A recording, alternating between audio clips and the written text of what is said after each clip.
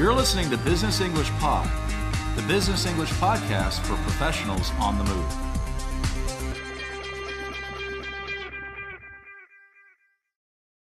Hello, and welcome back to Business English Pod for the first lesson in our new series on English for logistics.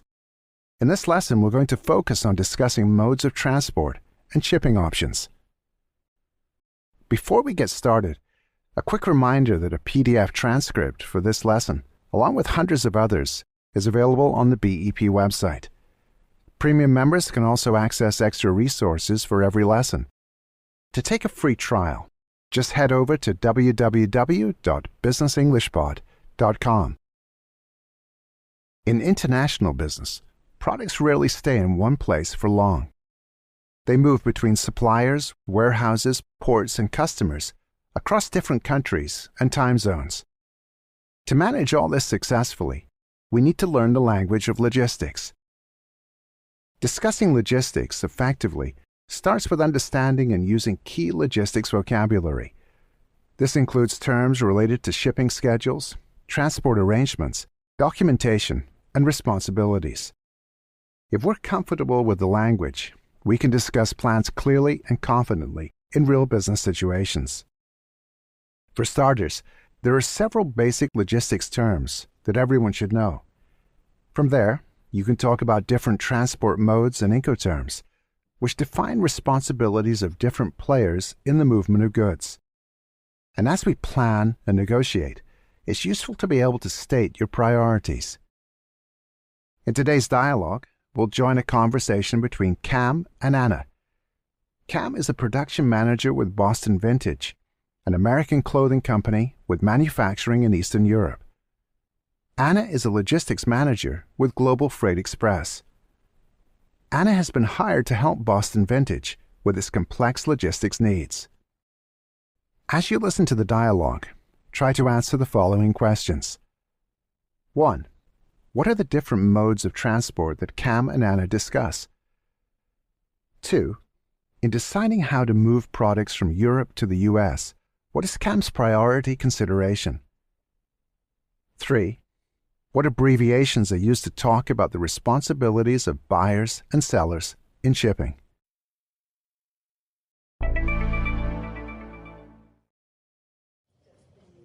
So, Cam, just to confirm, today we're covering ocean freight, routing, and warehousing. Anything else? That covers most of it on the European side. But I'd also like to look at how you can help us in the US too. We have some challenges with distribution there. All right. Let's start with Europe first. I have an idea for a 3PL on the US side, but we can look at that later. For Europe to US, your preference is ocean freight? Yeah, I'm thinking that's best. Air freight's too costly, and I'm guessing road or rail to Atlantic ports would take too long from Albania? Possibly, though there is a multimodal option. We can truck from the port of origin in Durrës to Greece, then load onto a freighter bound for Newark. Might be more flexible if port congestion becomes an issue. Okay, let's keep it in our back pocket for now. What really concerns me is reliability, or predictability. Things are so volatile right now, so we need to get a handle on that as much as possible. Got it. Now, if I can just clarify something, Quick Threads handles road haulage to the port, correct? Right, it's under FAS terms. Perfect. That means we take over at loading, handle the bill of lading, and manage everything from origin to POD.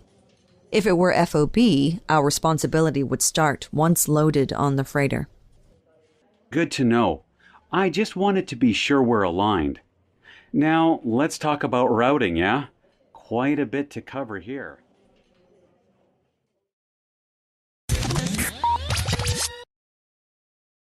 Now let's go through the dialogue again and look at the language that Cam and Anna use to discuss logistics.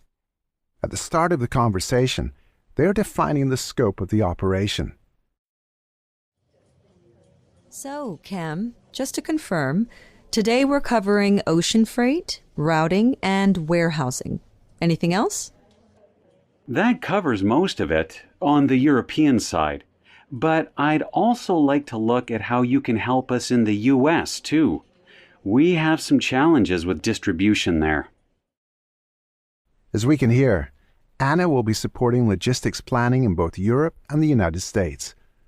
And as they confirm the scope of work, they use several important logistics terms that you are sure to hear when you have this kind of conversation. Anna mentions freight, which is simply the goods that we are transporting.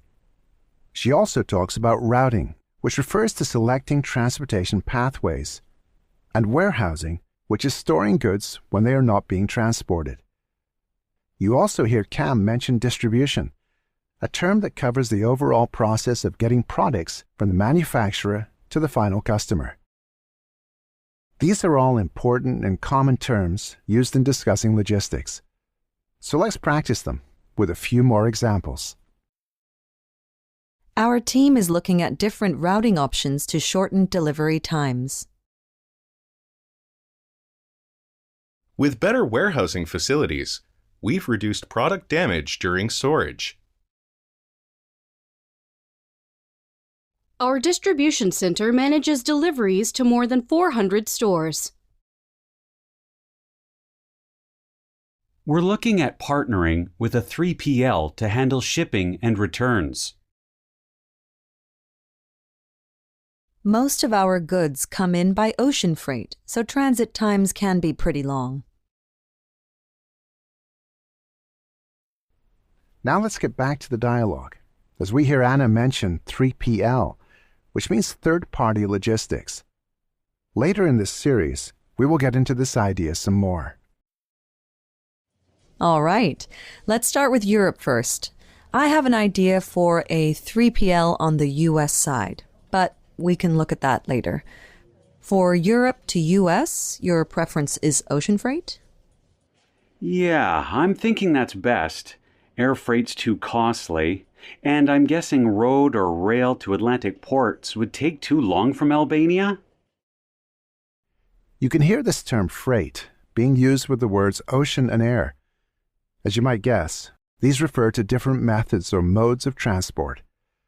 Logistics often involves decisions about whether to move goods by air, over the ocean, or by road or train. And sometimes we mix these modes to come up with a multimodal option, as Anna mentions next. Possibly, though there is a multimodal option. We can truck from the port of origin in Durrës to Greece, then load onto a freighter bound for Newark. Might be more flexible if port congestion becomes an issue. When discussing the different modes, we talk about the vehicles used, like trucks and bulk carriers, and the points of contact, like ports. Ports are critical logistics hubs. They are the places where ships load and unload goods to be transferred to different modes of transport. A port of origin is a starting point for a shipment of goods. This can have an impact on customs and tariffs and relevant regulations. Anna also mentions port congestion, which refers to how busy a port is. Port congestion is a key consideration when planning how to move goods quickly and efficiently. Let's try some more ways of using these terms to describe transport modes when planning logistics. It looks like the freighter is scheduled to arrive in Vancouver next week. We'll need to truck the materials to the port ourselves. Using a multimodal system provides flexibility if there are delays at the ports. Many of our deliveries were delayed because of port congestion on the East Coast. We need to finish loading tonight or the shipment will be late. When considering the different transport modes, what does Cam believe is important? Let's listen. Okay, let's keep it in our back pocket for now. What really concerns me is reliability, or predictability. Things are so volatile right now. So we need to get a handle on that as much as possible. In logistics, we are often faced with many different possible routes and methods of transportation. Making good decisions requires us to prioritize or consider trade-offs. Is speed more important than cost? Is cost more important than security? As you can hear Cam say, his priority is reliability. He's worried about how volatile things are in the world. If a situation is volatile, it means it can change suddenly or quickly. For this reason, Cam wants to make sure their plan creates as much predictability as possible. Let's practice some more ways of stating your priorities when you're discussing logistics. Our biggest concern is getting everything before the launch date. We're not as worried about routing as we are focused on saving money. Even if it takes a day or two longer, we need to ensure reliability. The most important thing here is ensuring the right conditions. Now that Cam has emphasized his priorities, Anna has a question related to the responsibilities of the Albanian manufacturer, Quick Threads. Got it. Now, if I can just clarify something, Quick Threads handles road haulage to the port, correct? Right. It's under FAS terms. Perfect. That means we take over at loading, handle the bill of lading, and manage everything from origin to POD. If it were FOB, our responsibility would start once loaded on the freighter. We heard Cam and Anna use several abbreviations and specific terms to talk about the different responsibilities and charges involved in transporting goods. We call these standardized terms Incoterms. Incoterms clarify whether it is the buyer or seller who is responsible for different aspects of shipping. Cam mentions FAS, which means free alongside ship, to confirm that the manufacturer is responsible for moving goods by road to the port. FAS also means that Boston Vintage is responsible for loading the goods onto the ship. As Anna mentions, a different arrangement called FOB, or free on board, would mean loading is the seller's responsibility. There are some terms like POD, which can have more than one meaning. Here it means port of discharge, or the destination port, but it can also mean proof of delivery. With so many abbreviations, things can get confusing. Let's run through some more ways of using these different Incoterms and related vocabulary. The agreement is FOB Liverpool, so we handle shipping after it's loaded. With FAS, we're responsible for all costs once the cargo is delivered alongside the ship. I've arranged for a shipping agent to issue the bill of lading at the port. The POD is Los Angeles, but the goods are ultimately headed to Nevada. Now that Cam and Anna have discussed some of the basics, let's hear Cam introduce the topic they'll discuss in the next lesson. Good to know. I just wanted to be sure we're aligned. Now, let's talk about routing, yeah? Quite a bit to cover here. Cam and Anna have used some key terms related to logistics in their conversation. They've also shown us how to talk about modes of transport and how to use Incoterms as we discuss who's responsible for what aspects of shipping.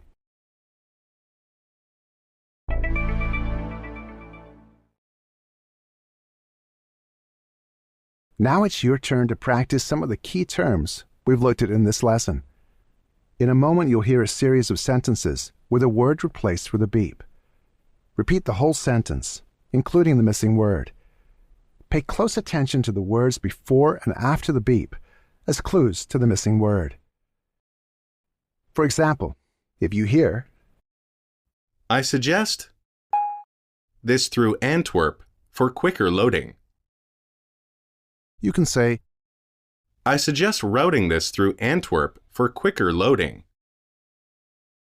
After each response, we'll provide the correct answer. Ready? Let's give it a go. For moving goods between states, road is the most flexible option.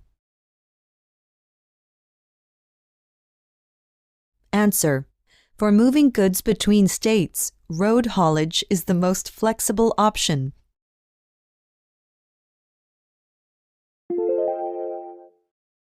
We can store your products at our facilities in Boston. Answer.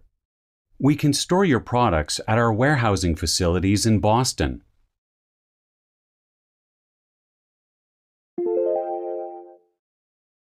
Please check the details on the bill of before you send the shipment. Answer. Please check the details on the bill of lading before you send the shipment.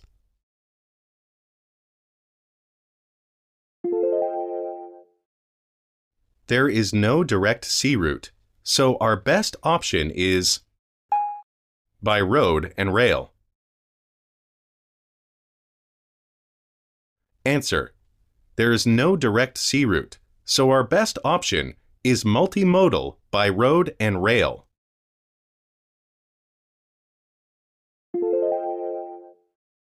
The freighter experienced delays because of serious port.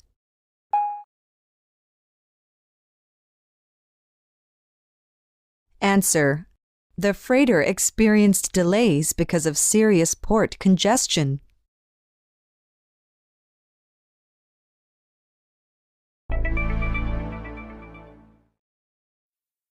We've reached the end of this lesson on discussing logistics. We've looked at some key logistics terms, as well as words we use to talk about modes of transport. We've also learned how to state priority considerations and use Incoterms when discussing transportation options. In our next lesson, we'll look at how to discuss routing and capacity. For more practice, premium members can access the online quizzes and PDF transcripts for this and other lessons on the BEP website. Not a member yet? Then head over to www.businessenglishpod.com and sign up for a free trial to preview some of the extra resources available to members. Thanks for listening, and see you again soon.